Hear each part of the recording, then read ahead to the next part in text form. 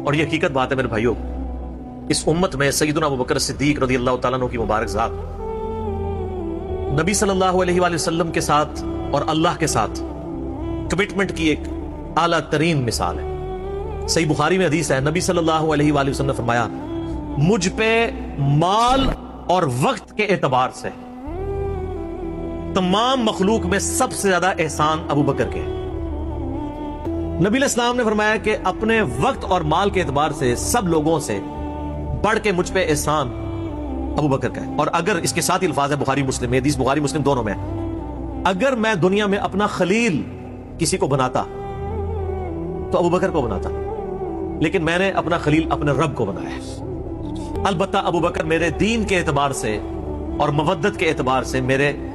دوست ہیں، میرے بھائی، لیکن خلیل اللہ ہی ہے۔ تو سیدنا ابوبکر صدیق رضی اللہ تعالیٰ نے کوئی موقع نہیں جانے دیا نبی علیہ السلام کے ساتھ اپنی کمٹمنٹ میں کہیں پہ بھی کمزوری نہیں دکھائی پوری زندگی۔ عقبہ ابن ابی معیط، جس نے ایک دفعہ نبی علیہ السلام کے، صحیح بخاری مسلم میں آتا ہے کہ کندھے پہ اوجڑی لا کے اونٹ کی رکھتی تھی، پھر سیدہ فاطمہ آئی، انہوں نے ہٹائی،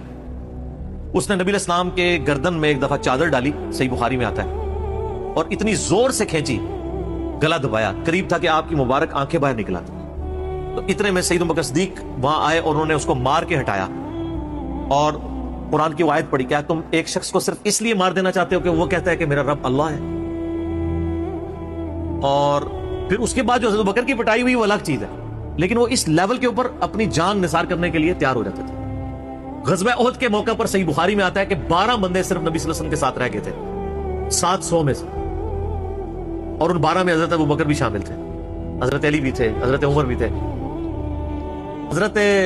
عمر بن عاص کہتے ہیں بخاری اور مسلم دونوں میں، نبی علیہ السلام نے مجھے ایک لشکر روانہ کیا تو اس لشکر کا امیر بنایا، تو مجھے یہ زوم ہوا کہ میں حضور کا بڑا لاڈلا ہوں۔ تو میں نے کہا یا رسول اللہ صلی اللہ علیہ وسلم، آپ کو لوگوں میں سب سے بڑھ کے محبوب کون ہے؟ تو فرمایا عائشہ